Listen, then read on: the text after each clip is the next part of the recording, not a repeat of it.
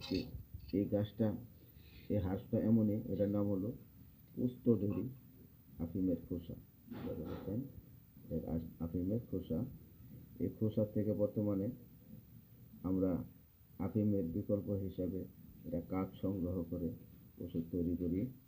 এটা এমন একটা উপাদান যে আগের দিনে মুরব্বীরা এটা খেত, আর বর্তমানে হিরোইনরা এই পুস্তডেরি কিনে কাঠ জাল করে এটা নেশা হিসাবে সেবন করে। আপনারা কখনো এটা নেশা হিসাবে নেবেন না, এটা ওষুধ হিসাবে নেবেন।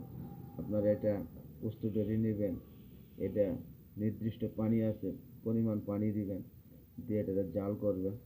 জাল করার পর যেরকম একটা কাঠ বাইর হবে, নালি গুঁড়োর মতন হয়ে যাবে, তখন এটাতে ছেঁকে কাচের বয়মে সংরক্ষণ করবেন।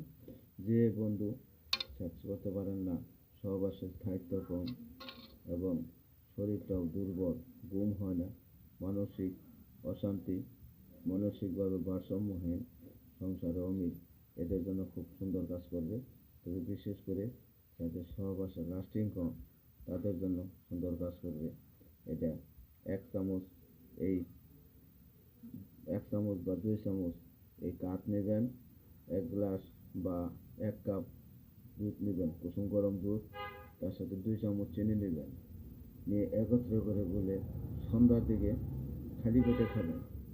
তাহলে রাতে দীর্ঘ সময় সেক্স করতে পারবেন, 1 থেকে 2 ঘন্টাও সেক্স করতে পারবেন, সহবাসের স্থায়িত্ব অনেক বেড়ে যাবে। বন্ধু, আজকে এখানে, আসসালামু আলাইকুম।